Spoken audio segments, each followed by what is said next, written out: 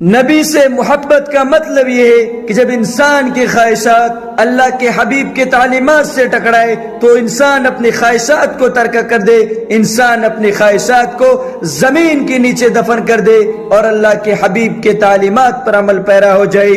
اسے کہتے ہیں عاشق رسول، اسے کہتے ہیں محب رسول۔ صرف دعویٰ کرنے سے کوئی عاشق رسول نہیں ہوتا۔ اپنے اخلاق کے ذریعے، اپنے کردار کے ذریعے، اپنے طرز زندگی کے ذریعے یہ ثابت کرنا ہوگا کہ ہم سچے میں عاشق رسول ہیں۔ دوستو، حضرت شیخ الہند مولانا محمود الحسن دیوبندی رحمۃ اللہ علیہ نے سیرت پر بڑا عجیب و غریب اشعار پڑھا ہے۔ جنت کو مخاطب کر کے انہوں نے کہا ہے، اے جنت مانا کہ تجھ میں حور و قصور رہتے ہیں، اے جنت مانا کہ تجھ میں حور و قصور رہتے ہیں، مانا کہ تجھ میں سب کچھ رہتے ہیں، میرے دل کا طواف کر کے اس میں حضور رہتے ہیں۔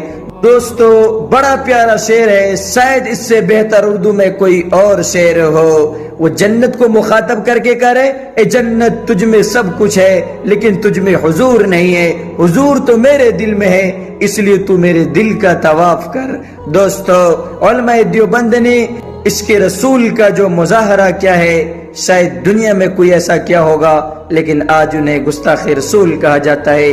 حقیقت میں وہ گستاخ رسول ہے جو اپنے قول و عمل سے آئے روز نبی صلی اللہ علیہ وسلم کی طرز زندگی کے خلاف کام کر رہے ہیں، نمازیں چھوڑ رہے ہیں اور خرافات قسم کی دوسری چیزیں کر رہے ہیں جن کا اسلام سے کوئی تعلق نہیں ہے۔